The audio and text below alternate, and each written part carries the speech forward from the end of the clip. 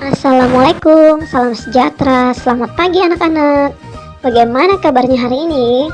Tentu dalam keadaan sehat semua ya. Sebelum memulai pembelajaran hari ini, kita berdoa dulu ya, agar pembelajaran yang kita terima dapat bermanfaat. Berdoa selesai, tetap semangat belajar jarak jauh anak-anak. Siapa yang hari ini sarapannya dengan sayuran? Nah, sayuran apa yang kalian makan hari ini? Adik-adik harus banyak makan sayuran ya, karena sayuran banyak mengandung vitamin yang bisa membuat tubuh kita menjadi sehat dan terhindar dari penyakit.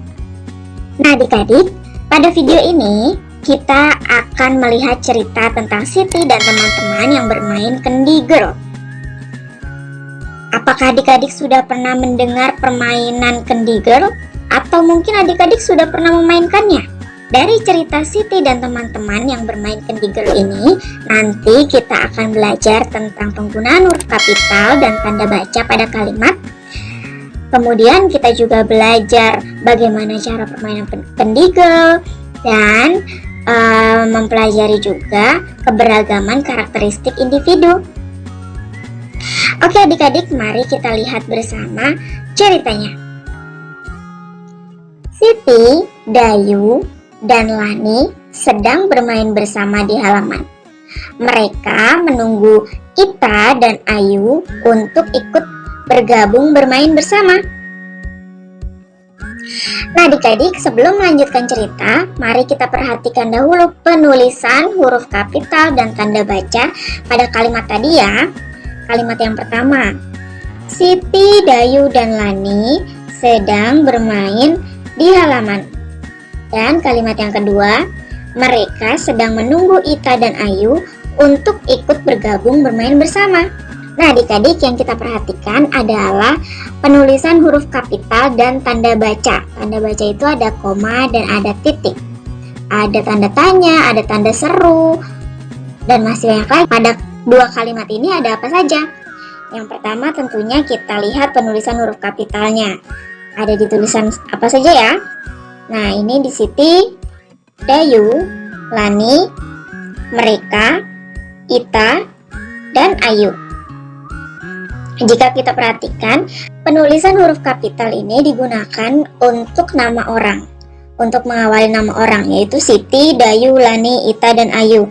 Dan satu lagi adalah untuk mengawali kalimat. Oke, selanjutnya tanda baca. Nah, tanda baca dua kalimat ini apa saja ya? Kita lihat tanda baca di kalimat pertama. Ini ada koma. Ini juga ada koma. Kemudian yang terakhir ada tanda titik. Sekarang kita lihat di kalimat kedua. Di kalimat kedua tidak ada koma ya, hanya ada tanda titik. Nah, jadi bisa kita lihat bahwa di kalimat satu, yang pertama ada huruf kapital pada nama orang, yaitu Siti, Dayu, dan Lani. Kemudian ada tanda koma di antara Siti, Dayu, dan Lani. Kemudian ada tanda titik di akhir kalimat. Sedangkan di kalimat yang kedua, yaitu yang mereka sedang menunggu Ita dan Ayu untuk ikut bergabung bermain bersama, ada huruf kapital pada awal kalimat dan nama orang. Pada awal kalimat ada kata mereka. M-nya besar ya adik-adik, atau M-nya menggunakan huruf kapital. Kemudian ada nama orang adalah Ita dan Ayu. Kemudian ada tanda titik di akhir kalimat. Nah, itu di kalimat 2 hanya ada huruf kapital dan tanda titik, tidak ada tanda komanya. Sekarang kita lihat ya perbedaannya. Tadi di kalimat 1 ada tanda koma, di kalimat 2 tidak ada tanda koma. Nah, sebetulnya fungsi tanda koma itu untuk apa ya? Tanda koma atau yang tandanya seperti ini adik-adik, pasti adik-adik sudah sering melihatnya. Tanda koma digunakan untuk merinci orang atau benda yang berjumlah lebih dari 2. Ingat ya adik-adik, lebih dari 2. Contohnya seperti kalimat tadi. Siti, Dayu, dan Lani sedang bermain bersama di halaman. Nah, berarti di sini ada 3 orang. Yang pertama Siti, yang kedua Dayu, dan yang ketiga adalah Lani. Perhatikan penggunaan tanda baca koma terletak di setiap perincian nama orang, seperti setelah kata Siti, setelah kata Dayu, dan terletak di depan kata dan. Ini kata dan ini ada komanya. Untuk penulisan tanda titik selalu di akhir kalimat ya adik-adik. Ini dia, karena titik berfungsi untuk mengakhiri kalimat. Nah, sedangkan di kalimat 2 tidak menggunakan tanda koma. Adik-adik tahu tidak kenapa di kalimat 2 tidak menggunakan tanda koma? Ya, karena jumlah orang yang disebutkan hanya 2. Coba kita lihat lagi kalimatnya. Mereka sedang menunggu Ita dan Ayu untuk ikut bergabung bermain bersama.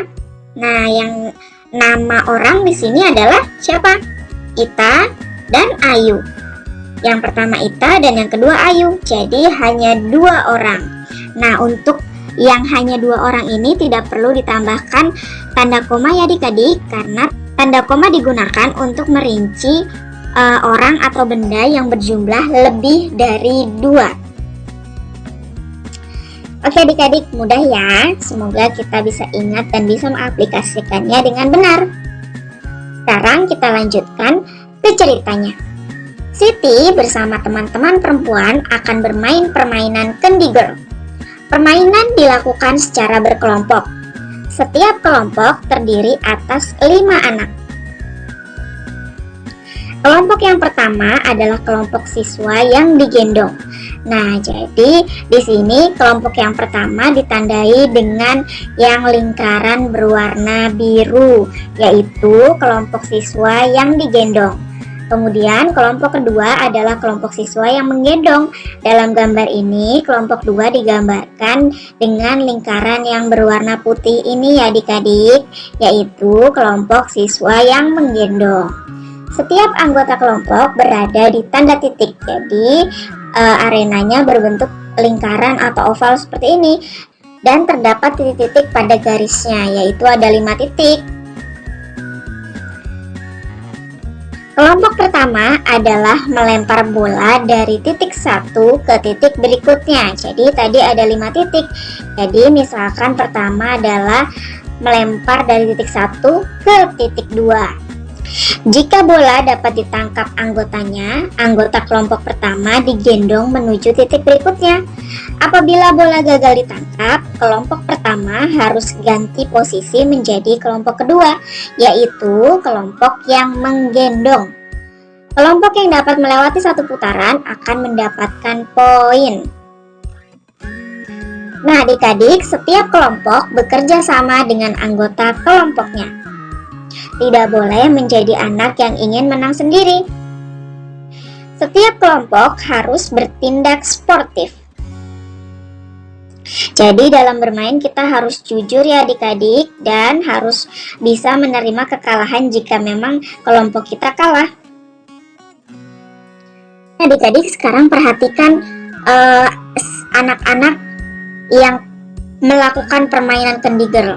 Oh iya, permainan Candy Girl ini dilakukan dari kelompok putri dengan kelompok putri, dan kelompok putra harus juga melakukannya dengan kelompok putra, tidak boleh dicampur ya.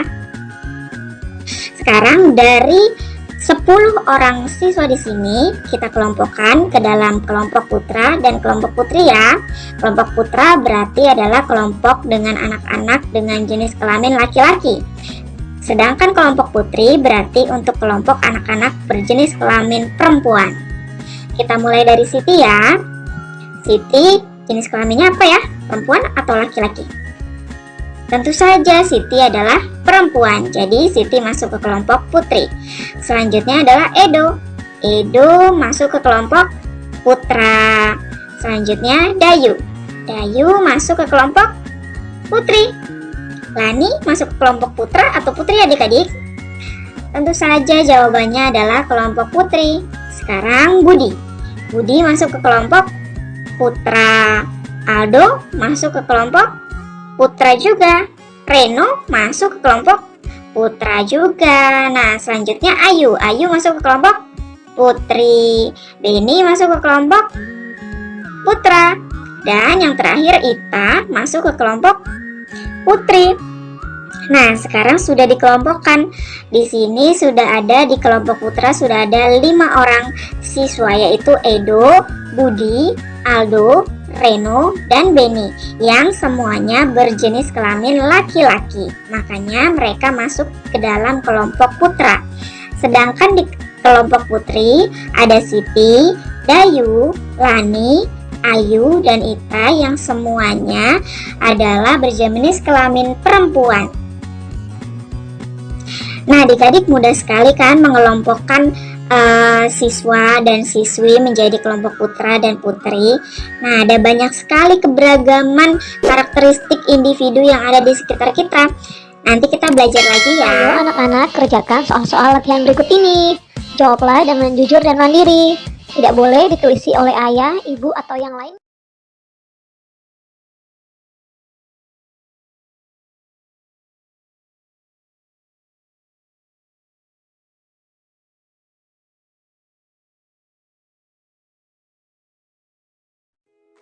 Semoga pembelajaran yang diberikan dapat bermanfaat dan mudah dipahami ya anak-anak. Anak-anak hebat tetap semangat belajar meskipun dari rumah. Tetap jaga kesehatan dan patuhi protokol kesehatan. Terima kasih untuk ayah bunda yang senantiasa sabar dan semangat mendampingi anak-anak belajar dari rumah. Sampai jumpa.